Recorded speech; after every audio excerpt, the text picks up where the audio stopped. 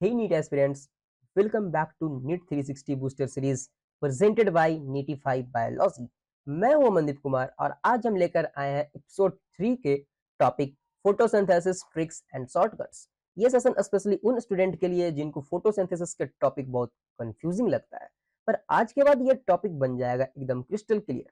दोस्तों, आपको पता है नीट में फोटोसिंथेसिस चैप्टर से every year 3 to 4 questions fix आते ही हैं। और अगर आपको लाइट रिएक्शन, डार्क रिएक्शन यानी कि कैल्विन साइकिल या फिर C3 साइकिल उसे ही कहते हैं, या फिर cyclic versus non cyclic photophosphorylation या फिर C4 साइकिल अगर आपको कंफ्यूज करता है तो आज के टॉपिक्स, आज का वीडियो आपके लिए गेम चेंजर हो सकता है। तो बने रहिए लास्ट तक। ज्यादा टाइम को ना वेस्ट करते हुए स्टार्ट करते हैं। तो सबसे पहला हमारा लाइट रिएक्शन। लाइट रिएक्शन जो कहाँ पे होता है? थैलाक्वाइड मेम्ब्रेन पे होता है। इसमें सबसे इंपॉर्टेंट जो याद करने का चीज है वो क्या है? जो लाइट रिएक्शन है वो कहाँ पे होता है? तो हमेशा थैलाक्वाइड मेम्ब्रेन पर ही होता है। तो इसका ट्रिक कैसे है? Light on a tile, light on tile एक रिमिंग बर्ड के जैसा भी लग रहा है। लाइट ऑन अ टाइल मतलब टाइल का मतलब हो गया तुम्हारा थैलाक्वाइड। तो लाइट रिएक्शन कहाँ होता है? थैलाक्वाइड पे होता है। नेक्स्ट नेक्स्ट है यहाँ पर क्या क्या बनता है लाइट रिएक्शन से? तो एटीपी बनेगा, NADPH बनेगा और O2 बनेगा। ठीक है, लाइट रिएक्शन में क्या क्या बनेगा? तीन चीज, एटीपी, NADPH और O2। Next, shortcut line. Shortcut line क्या है? लाइट रिएक्शन टाइल पर होता है और यहाँ एनर्जी क्वाइन, और यही एनर्जी क्वाइन और रिड्यूसिंग पावर देता है। मतलब लाइट रिएक्शन कहाँ पे होगा? तो टाइल पे होगा, यानी कि लाइट रिएक्शन थैलाक्वाइड पे होगा और थैलाक्वाइड पे ही तुम्हें क्या होगा? एनर्जी क्वाइन यानी एटीपी मिलेगा, एटीपी बनेगा और NADPH भी बनेगा। ठीक है, तो एनर्जी क्वाइन मतलब एटीपी और रिड्यूसिंग पावर मतलब NADPH। तो शॉर्टकट लाइन एकदम याद रखो अच्छे से, इससे तुम कंफ्यूज नहीं होगे। शॉर्टकट लाइन है तुम्हारा लाइट रिएक्शन टाइल पर होता है और यही एनर्जी क्वाइन और रिड्यूसिंग पावर देता है। ये हो गया तुम्हारा लाइट रिएक्शन कंप्लीट। नेक्स्ट चलते हैं हम लोग cyclic versus non cyclic photophosphorylation. ठीक है, तो देखो हमारा सीक्वेंस क्या है? पहला लाइट रिएक्शन, उसके बाद cyclic versus non cyclic photophosphorylation. Photophosphorylation क्यों आया? लाइट के बाद डार्क रिएक्शन क्यों नहीं आया? ये इसलिए नहीं आया कि जो साइक्लिक और नॉन साइक्लिक फोटोफॉस्फोराइलेशन है वो एक लाइट रिएक्शन का ही टाइप्स है। अच्छे से समझना, लाइट रिएक्शन और डार्क रिएक्शन ये दोनों अलग अलग चीज है। ठीक है, लेकिन लाइट रिएक्शन का टाइप्स ही है cyclic versus non cyclic photophosphorylation. क्यों? क्योंकि देखो ना, पहले इसमें तुम्हारा जो वर्ड है फोटोफॉस्फोराइलेशन, इसका मतलब पहले समझते हैं, तुम्हें अपने आप समझ आ जाएगा कि क्यों ये लाइट रिएक्शन का टाइप्स हुआ। तो यहाँ पे वर्ड दिया है जो फोटोफॉस्फोराइलेशन, इसका मतलब क्या है? इसमें वर्ड आ रहा है फॉस्फोराइलेशन। फॉस्फोराइलेशन का मतलब क्या है पहले वो समझो। फॉस्फोराइलेशन, तो देखो फॉस्फोराइलेशन का मतलब होता है फॉर्मेशन ऑफ एटीपी। एटीपी के फॉर्मेशन को बोलते हैं हम लोग फॉस्फोराइलेशन। अब जो एटीपी का फॉर्मेशन है ना वो दो तरह से होता है। तो कैसे भाई? दो तरह क्या क्या है? एक सनलाइट के प्रेजेंस में होगा। एक मिनट रुक जाओ, अच्छे से लिख लेते हैं, थोड़ा राइटिंग काफी ज्यादा खराब हो गया है।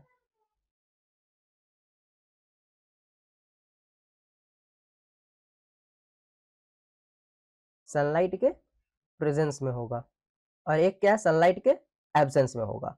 ठीक है, जब फॉस्फोराइलेशन यानी कि एटीपी का फॉर्मेशन सनलाइट के प्रेजेंस में हो रहा हो तो उससे हम लोग बोलेंगे फोटोफॉस्फोराइलेशन। सनलाइट के प्रेजेंस में हो रहा है तो क्या बोलेंगे उसे? फोटोफॉस्फोराइलेशन। उसके लिए वर्ड क्या लाएंगे? फोटो। जैसे कि फोटोसिंथेसिस है ना, फोटोसिंथेसिस भी कहाँ से आया? उसमें क्या होता है कि फोटोसिंथेसिस में जो फोटो है, फोटो का मतलब क्या होता है? सनलाइट, और सिंथेसिस का मतलब फॉर्मेशन। सनलाइट में जो फॉर्मेशन होता है उसे क्या बोलते हैं हम लोग? फोटोसिंथेसिस बोलते हैं। तो किसका फॉर्मेशन होता है वहां पे ग्लूकोज का फॉर्मेशन होता है सनलाइट के प्रेजेंस में, तो उसे हम लोग क्या बोल देते हैं? फोटोसिंथेसिस। उसी तरह से यहाँ पर भी है फोटोफॉस्फोराइलेशन।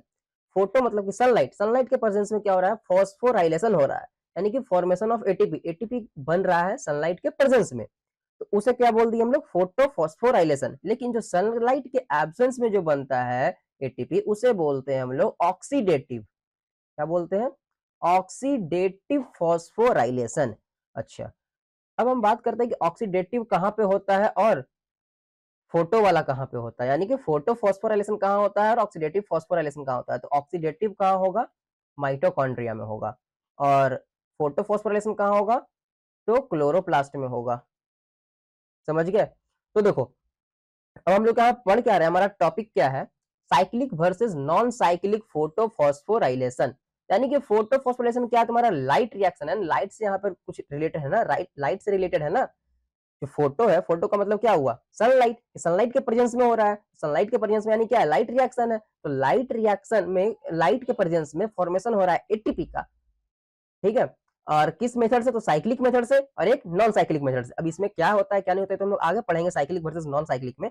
लेकिन जो फोटो फॉस्फोराइलेशन जो वर्ड है ना, वो किसके अंडर आ रहा है, तुम्हारा लाइट रिएक्शन वाले टॉपिक के अंदर आ रहा है। क्यों, क्योंकि जो फोटो फॉस्फोराइलेशन मतलब कि क्या, formation of ATP by in the presence of A sunlight, sunlight के प्रेजेंस में। तो सनलाइट क्या है, एक तरह का लाइट ही तो है। तो लाइट से ही क्या हो रहा है, तुम्हारा एटीपी का फॉर्मेशन हो रहा है, इसलिए इसको हम कहाँ लेके आ गए, लाइट रिएक्शन के अंदर ही लेके आ गए, साइक्लिक वर्सेस नॉन साइक्लिक वाले टॉपिक को। समझे। अगर डार्क वाले में, तो डार्क वाला फिर तुम्हारा क्या हो गया, अलग टॉपिक हो गया। यानी कि सिंपली हम यहाँ पे ये कहना चाहते हैं कि जो लाइट रिएक्शन होता है, उसके अंदर ही दो टाइप्स होते हैं, जो कि एक होता है तुम्हारा साइक्लिक फोटोफॉस्फोराइलेशन और एक होता है नॉन साइक्लिक फोटोफॉस्फोराइलेशन। तुम इसे सिंपल वर्ड में तुम ऐसा समझ लो, ठीक है। और डार्क रिएक्शन एक अलग चीज है, उस इसमें कि उसको C3 साइकिल होता है या फिर कैल्विन साइकिल, वो हम लोग बाद में आगे पढ़ेंगे। फिलहाल यहाँ पे इतना हम लोग को समझना है। अब नेक्स्ट हम लोग चलते हैं आगे की ओर। नेक्स्ट है क्या, cyclic versus non cyclic photo phosphorylation. तो देखो यहाँ पे ये जितना इधर दिया हुआ है, ये वाला है तुम्हारा साइक्लिक, इधर वाला है जो क्या है, साइक्लिक है, इस साइड वाला टेबल, और ये साइड वाला जो टेबल है ये नॉन साइक्लिक है।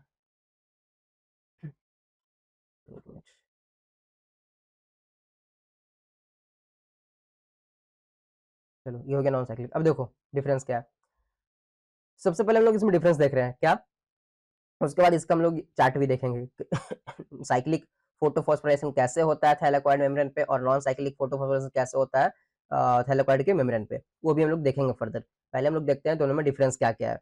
तो डिफरेंस क्या है, साइक्लिक में सिर्फ होता है PS1 यानी कि फोटो सिस्टम 1% होता है, नॉन साइक्लिक में फोटो सिस्टम 1 और फोटो सिस्टम 2 दोनों परसेंट होता है। साइक्लिक में सिर्फ एटीपी का फॉर्मेशन होगा, लेकिन नॉन साइक्लिक में तुम्हारा एटीपी, NADPH और O2 तीनों का फॉर्मेशन होता है। अब इसका ट्रिक भी कैसे याद करना है कि किसमें क्या फॉर्मेशन होता है वो भी बताएंगे अभी, बट सिंपली अभी देखो क्या क्या किसमें होता है। इलेक्ट्रॉन रिसाइकल होता है कहाँ, साइक्लिक में। Electron not recycle, non cyclic में। ओईसी एब्सेंट होता है साइक्लिक वाले में, और नॉन साइक्लिक में ओईसी प्रेजेंट होता है। ओईसी का फुल फॉर्म होता है oxygen evolving complex. Oxygen evolving complex मतलब क्या होता है कि ऐसा कॉम्प्लेक्स जहां से ऑक्सीजन निकल रहा हो, ऑक्सीजन वहां से क्या हो रहा है, निकल रहा है। ऑक्सीजन निकल रहा है यानी क्या हो रहा है, पानी टूट रहा है, पानी टूट रहा है तो ऑक्सीजन निकल रहा है, ठीक है। अच्छा फिलहाल इतना ध्यान दो। उसके बाद अब देखो साइक्लिक होता क्यों है, बात करते हैं कि साइक्लिक क्यों होता है भाई, नॉन साइक्लिक क्यों होता है। देखो हमारे पास तो नहीं, लेकिन क्लोरोप्लास्ट में, प्लांट्स में क्या होता है कि जब नॉर्मल कंडीशन होता है तो उसमें नॉन साइक्लिक फोटोफॉस्फोराइलेशन ही चलता है।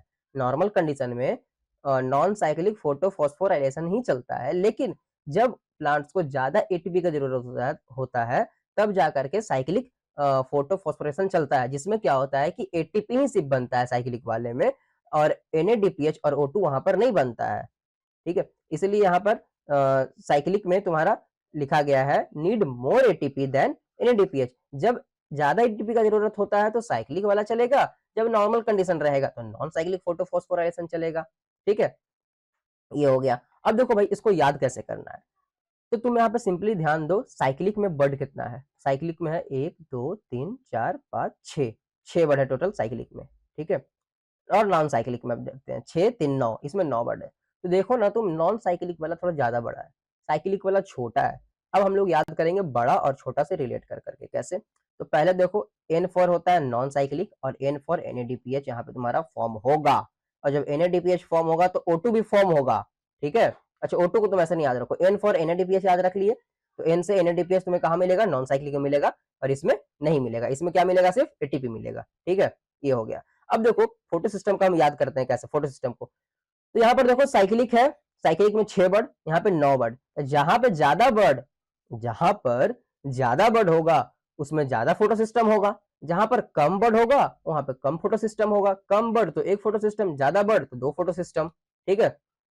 अच्छा तो फोटो सिस्टम 1 दोनों के पास प्रेजेंट होगा, तुम्हारा साइक्लिक में भी नॉन साइक्लिक में भी, लेकिन फोटो सिस्टम 2 सिर्फ और सिर्फ नॉन साइक्लिक में ही प्रेजेंट होता है, साइक्लिक वाले में प्रेजेंट नहीं होता है। ये हो गया, ठीक है। अब देखो, अब बात करते हैं ओईसी का, ऑक्सीजन इवॉल्विंग कॉम्प्लेक्स। अब भाई साइक्लिक में ऐसा क्या है, ऐसा क्या नहीं है, साइक्लिक फोटोफॉस्फोराइलेशन में ऐसा क्या नहीं है जिससे कि यहाँ पर ऑक्सीजन नहीं निकल रहा है और यहाँ पे पानी नहीं टूट रहा है, लेकिन नॉन साइक्लिक वाले में ऐसा क्या है जिससे कि यहाँ पे ऑक्सीजन इवॉल्व हो रहा है, ऑक्सीजन इवॉल्विंग कॉम्प्लेक्स प्रेजेंट है और ऑक्सीजन इवॉल्व भी हो रहा है और पानी भी टूट रहा है। तो ऐसा क्या है, इसके पास फोटो सिस्टम 2 नॉन साइक्लिक का यूनिक फीचर क्या है, इसके पास क्या प्रेजेंट है, फोटो सिस्टम 2 प्रेजेंट है और इसी कारण क्या होता है, यहाँ पर से ऑक्सीजन रिलीज होता है। ऑक्सीजन रिलीज फिर कहां से होता है, तो ऑक्सीजन इवॉल्विंग कॉम्प्लेक्स से रिलीज होता है। ऑक्सीजन इवॉल्विंग कॉम्प्लेक्स कहां प्रेजेंट होता है, तो फोटो सिस्टम 2 में ही प्रेजेंट होता है। जब फोटो सिस्टम 2 रहेगा तो ऑक्सीजन इवॉल्विंग कॉम्प्लेक्स रहेगा, जो ऑक्सीजन इवॉल्विंग कॉम्प्लेक्स रहेगा तो वहां पर पानी आएगा और पानी टूटेगा तो वहां से क्या होगा, ऑक्सीजन रिलीज होगा। तो इसीलिए हम बार बार बोल रहे थे कि जहां पर तुम्हारा ओएसी रहेगा वहीं पर क्या होगा, पानी टूटेगा। तो पानी टूटेगा यार, देखो अब इसको याद कैसे करोगे, तो पानी टूटना, टूटना, ठीक है। अब टू, फोटो सिस्टम 2, तो इसको ऐसे रिलेट करो, जहां पानी कहां पे टूटेगा, तो 2 पे टूटेगा, कहां पे, कौन सा 2, तो फोटो सिस्टम 2, फोटो सिस्टम 2 और पानी का टूटना दोनों एक दूसरे से मिलता जुलता वर्ड है। तुम इससे याद यहाँ पर रिलेट करके याद कर सकते हो कि फोटो सिस्टम 2 पे पानी टूटेगा और जब पानी टूटेगा तो क्या होगा, वहां से ऑक्सीजन निकलेगा। अच्छा, ऑक्सीजन फिर निकलेगा कहां से, तो ऑक्सीजन इवॉल्विंग कॉम्प्लेक्स से निकलेगा। ऑक्सीजन इवॉल्विंग कॉम्प्लेक्स भी कहां पे होगा, फोटो सिस्टम 2 पे होगा। तुम इसे कहानी की तरह बना करके तुम याद कर सकते हो। उसके बाद बात करते हैं इलेक्ट्रॉन रिसाइकल और इलेक्ट्रॉन नॉट रिसाइकल। तो देखो ना, इसका नाम ही है नॉन साइक्लिक, साइक्लिक है ही नहीं तो यहाँ पर रिसाइकल होगा नहीं, जब साइक्लिक रहेगा तो रिसाइकल होगा इलेक्ट्रॉन का, ठीक है। ये चीज हो गया। और नीचे में तो कुछ कंसेप्ट वाली बात है ये कि नॉन साइक्लिक है तो नॉर्मल कंडीशन, तुम इसे भी एन से याद रख सकते हो, N for non cyclic, N for normal condition. Normal condition में तुम्हारा क्या होगा, नॉन साइक्लिक वाला चलेगा, लेकिन वही जब एटीपी जब चाहिए ज्यादा, जब ज्यादा एटीपी की जरूरत होता है तो साइक्लिक वाला चलता है। ये तुम्हें यहाँ से याद हो जाएगा। नेक्स्ट चलो आगे।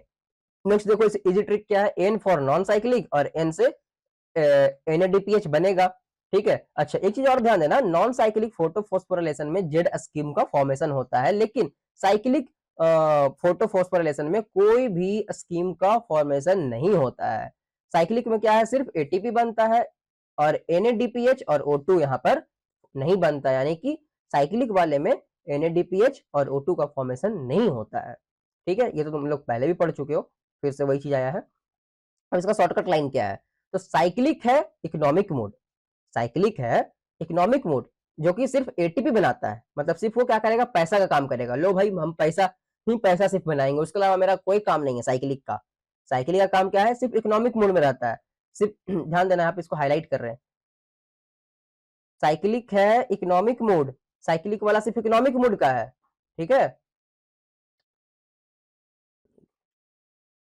उसके बाद नॉन साइकिलिक है फुल मोड। फुल मूड कहने का मतलब कि यहाँ पर जो पाओ सब चीज बनेगा यहाँ पे, ठीक है। नॉन साइक्लिक में सभी चीज बनेगा, एटीपी हो, एनएडीपीएच हो, O2 हो, सब बनेगा, लेकिन साइक्लिक में सिर्फ इकोनॉमिक, इकोनॉमिक मतलब पैसा, पैसा यानी करेंसी, करेंसी यानी ATP, energy currency, energy currency कौन है, एटीपी हमारा। तो यहाँ पर साइक्लिक में क्या होगा, सिर्फ इकोनॉमिक मोड इसमें ऑन रहता है, हमेशा इकोनॉमिक रहेगा, इकोनॉमिक कंडीशन में। भाई पैसा का जरूरत है, हमसे आके मिलो, हम देंगे, कौन, साइक्लिक, साइक्लिक बोल रहा है। तो साइक्लिक में क्या बन रहा है, एटीपी बन रहा है, लेकिन वही नॉन साइक्लिक हमेशा फुल मूड में रहता है, फुल मूड, उसमें सब चीज बनेगा, एटी पैसा भी है उसके पास, O2 भी है उसके पास, एनएडीपीएच भी है उसके पास, सब चीज है, तो वो क्या है, तुम्हारा फुल मूड में है, ठीक है। ये हो गया तुम्हारा शॉर्टकट लाइन, जिससे तुम खास करके ध्यान देना, इससे अगर तुम याद कर लोगे तो आसानी से तुम्हें सारा चीज कंसेप्ट तुम्हें याद हो जाएगा, ठीक है। नेक्स्ट चलते हैं हम लोग, कैल्विन साइकिल और C3 साइकिल। देखो, कैल्विन साइकिल और C3 साइकिल या फिर डार्क रिएक्शन, तीनों एक ही चीज है। क्यों, तो देखो, डार्क रिएक्शन जो कि डार्क में होता है, ऐसा बिल्कुल भी नहीं है कि डार्क रिएक्शन नाम है तो ये डार्क में होता है। डार्क रिएक्शन इसलिए बोल रहे हैं कि लाइट रिएक्शन के प्रोडक्ट पे डिपेंड होता है, इसलिए हम लोग इसे क्या बोलते हैं, डार्क रिएक्शन बोलते हैं।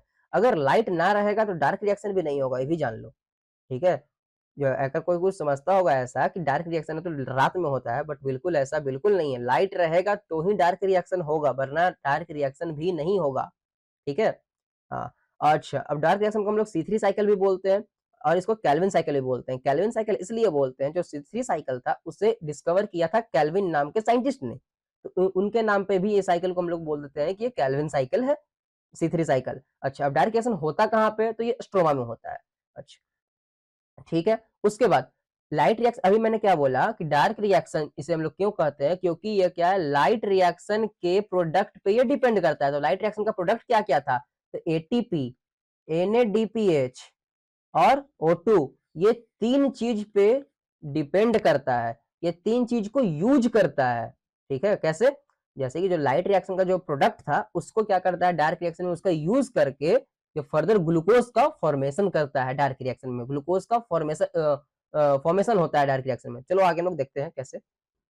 नेक्स्ट ट्रिक है, कैल्विन स्ट्रोम में चिल्लाता है। स्ट्रोम का मतलब है तुम्हारा स्ट्रोमा, यहाँ पे कैल्विन यानी कैल्विन साइकिल, स्ट्रोम यानी स्ट्रोमा, यानी कि जो कैल्विन साइकिल है वो कहाँ चलता है? स्ट्रोमा में चलता है। चिल्लाता जो यहाँ पे है उसका मतलब समझ लो चलता है।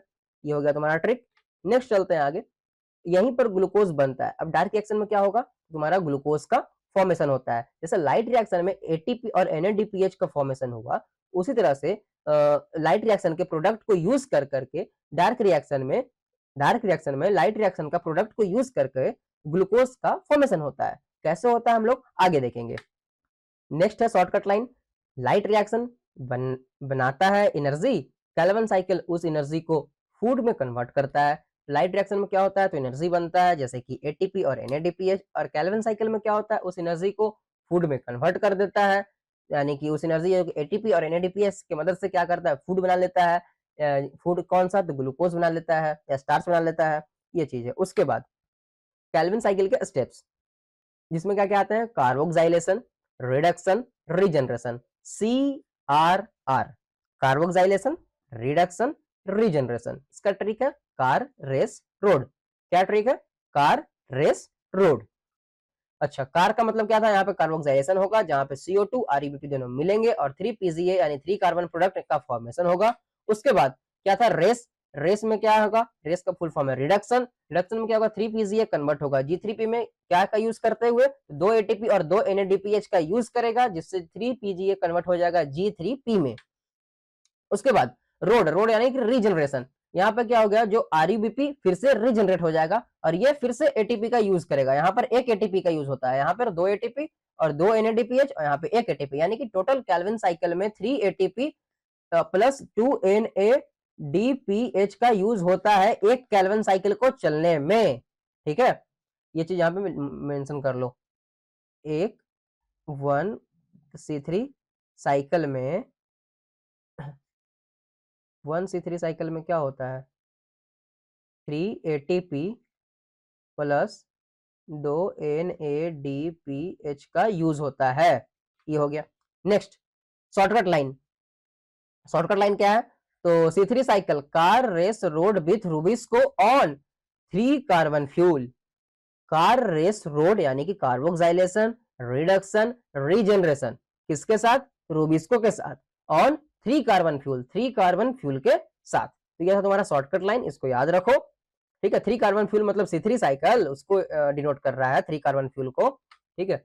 नेक्स्ट नेक्स्ट है, इसमें याद करने वाली क्या बात है कि जो C3 साइकिल में जो एंजाइम यूज होता है वो होता है रूबिस्को। प्रोडक्ट यहाँ पे क्या बनता है? तो ग्लूकोज बनता है। कैसे बनता है? तो वाया G3P, G3P के G3P होते हुए गुजरता है। G3P के द्वारा जो प्रोडक्ट होता है वो क्या बनता है? तुम्हारा ग्लूकोज बनता है। अच्छा, साइट क्या होता है? तो क्लोरोप्लास्ट के स्ट्रोमा में। मतलब साइट यानी कहने का मतलब कहाँ पे होता है ये C3 साइकिल, कहाँ पे चलता है और ग्लूकोज का फॉर्मेशन कहाँ पे होता है? तो ये तुम्हारा स्ट्रोमा में होता है, क्लोरोप्लास्ट के स्ट्रोमा में होता है। ठीक है, ये था C3 साइकिल। नेक्स्ट चलते हैं हम लोग C4 साइकिल, जिसको हम लोग हैच एंड स्लैक पाथवे के नाम से भी जानते हैं, क्योंकि हैच एंड स्लैक नाम का साइंटिस्ट थे जो कि इसे इन्वेंट किए थे C4 साइकिल को। चलो इसको भी देखते हैं जल्दी से। स्टेप्स इसमें क्या होंगे? तो FTR यानी कि पहले होगा फिक्सेशन, उसके बाद ट्रांसपोर्टेशन, उसके बाद रिलीज। ठीक है, इसमें ट्रिक क्या होगा? Fix, travel, release, return. ठीक है, अब रिलीज के बाद एक चीज और छूट गया, रिलीज के बाद और रिटर्न होना चाहिए था, रिटर्न भी करता है। ठीक है, वो ध्यान देना। लिख ही देते हैं, रुक जाओ। रिलीज किया, रिलीज के बाद रिटर्न करेगा।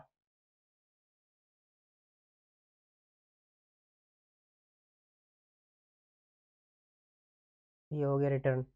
अब देखो, अब इसको समझो, इसमें होता क्या है एक्चुअली, पहले क्या होगा, मॉलिक्यूल्स आएंगे, फिक्सिंग होगा, अब ट्रेवल होगा, एक जगह से दूसरे जगह पे जाएगा, वहां जाके रिलीज हो जाएगा, फिर वापस से जहां था वहीं आ जाएगा।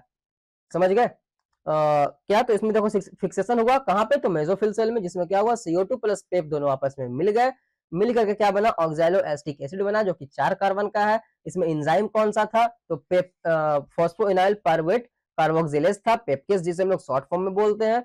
उसके बाद नेक्स्ट ये क्या किया, ट्रैवलिंग किया, कहाँ से, ऑक्सैलो एसिटिक एसिड ट्रैवल किया मैलेट या फिर एस्पार्टेट, इसको हम लोग मैलेट भी बन सकता था या फिर एस्पार्टेट भी बन सकता था। तो ऑक्सैलो एसिटिक कन्वर्ट हुआ कहाँ, मैलेट में। उसके बाद वो मूव कर गया, मैलेट वाला जो फॉर्म था वो मूव किया कहाँ, बंडल स्थित सेल में। नेक्स्ट क्या हुआ, फिर वो रिलीज हुआ, रिलीज क्या हुआ, वहां से मैलेट से CO2 रिलीज हो गया बंडल स्थित सेल में, और वो जो CO2 जो रिलीज हुआ वो चला गया C3 साइकिल में। अब क्या हुआ, वो जो मैलेट था वो बन गया क्या, पायरुवेट बन गया। ठीक है, पायरुवेट बन गया। अब वो फिर बैक हुआ कहाँ, मेसोफिल सेल में। और मेसोफिल सेल फिर क्या किया, वो जो पायरुवेट था वो फिर कन्वर्ट हुआ जाकर के, कैसे, किसमें, तो फॉस्फोइनॉल पायरुवेट में फर्दर वो कन्वर्ट हुआ। कैसे कन्वर्ट हुआ, तो एटीपी को फिर से वो यूज किया, कितना एटीपी को यूज किया, तो 2 एटीपी का यूज किया। तो जाकर के जो पायरुवेट था यानी कि पायरुविक एसिड था वो कन्वर्ट हो गया फॉस्फोइनॉल पायरुवेट में 2 एटीपी को यूज करके। ठीक है, और वो कहाँ चला गया, वापस से मेसोफिल में, वही रिटर्न टू मेसोफिल। तो इसमें याद क्या करना है कि पहले जो एंजाइम यूज हुआ कौन सा था, फॉस्फोइनॉल पायरुवेट था, फॉस्फोइनॉल पायरुवेट कार्बोक्सिलेज था। उसके बाद रुबिस्को एंजाइम था। ठीक है, देन जो साइट क्या क्या था, तो मेसोफिल था और बंडल स्थित सेल था, इसको हम लोग क्रेन्ज एनाटॉमी भी बोलते हैं। और प्रोडक्ट क्या बना, तो 4 कार्बन का इंटरमीडिएट था, OAA ऑक्सैलो एसिटिक एसिड। और जो शॉर्टकट लाइन यहाँ पर क्या था, हाँ, यहाँ पे शॉर्टकट लाइन क्या था, तो C4 साइकिल में C4 फिक्स किया CO2 को मेसोफिल में, ट्रेवल किया बंडल स्थित में, रिलीज किया CO2 को, रिटर्न हो गया पायरुवेट में। ये हो गया तुम्हारा शॉर्टकट लाइन। नेक्स्ट हम लोग इसका सुपर क्यू के रिवीजन देखते हैं, जिसमें कि हम लोगों ने आज क्या-क्या पढ़ा, तो लाइट रिएक्शन पढ़ा, लाइट रिएक्शन में क्या-क्या बना, तो एटीपी, NADPH और O2 बना। लाइट रिएक्शन का 2 टाइप्स होता है, साइक्लिक और नॉन साइक्लिक। फोटोफॉस्फोराइलेशन, साइक्लिक में क्या होता है, सिर्फ एटीपी का फॉर्मेशन होता है, और नॉन साइक्लिक वाले में क्या होता है, तुम्हारा एटीपी, NADPH और O2 तीनों चीज का फॉर्मेशन होता है। उसके बाद हम लोगों ने देखा क्या, डार्क रिएक्शन, जिसको हम लोग कैल्विन साइकिल भी बोलते हैं या फिर C3 साइकिल भी बोलते हैं, जिसमें किसका फॉर्मेशन हुआ, फॉर्मेशन किस ग्लूकोज का हुआ। कैसे हुआ, तो जो लाइट रिएक्शन में जो हमें प्रोडक्ट मिला था, उसी प्रोडक्ट को यूज करके, जो लाइट रिएक्शन का जो प्रोडक्ट था उसी प्रोडक्ट को यूज किया किसमें, डार्क रिएक्शन में, और किसका फॉर्मेशन किया, तो ग्लूकोज का फॉर्मेशन किया। ठीक है, इसमें C3 साइकिल देखा हमने, C3 साइकिल में 3 स्टेप्स थे, कौन कौन से, तो कार्बोक्सिलेशन, रिडक्शन और रीजनरेशन, जो कि कार्बोक्सिलेशन जो कि एक मोस्ट क्रूशियल स्टेप था। उसके बाद फिर हमने देखा C4 साइकिल जो कि 4 स्टेप में था, क्या क्या, तो पहला फिक्सेशन, दूसरा था ट्रेवल, फिर चौथा था रिलीज, फिर था उसके बाद रिटर्न। ठीक है, तो दोस्तों आज के शॉर्टकट से आपको फोटोसिंथेसिस का सबसे कंफ्यूजिंग टॉपिक एकदम इजी लगने लगे होंगे। बस इन ट्रिक्स को याद रखो और रिवाइज करते रहो, नीट के 3-4 क्वेश्चन अब तो पक्के है तुम्हारे। और अगले एपिसोड में हम top 10 PYQ questions plus solution लेकर आएंगे नीट 360 बूस्टर सीरीज में। Thank you so much. अगर आपको ये वीडियो हेल्पफुल लगा हो तो लाइक, शेयर और सब्सक्राइब करना ना भूलें। कमेंट में लिखो कि कौन सा ट्रिक आपको सबसे यूजफुल लगा, और हाँ, नीटिफाई बायोलॉजी को फॉलो करना मत भूलना। मिलते हैं नेक्स्ट एपिसोड में। Till then happy learning and all the best for NEET 2026।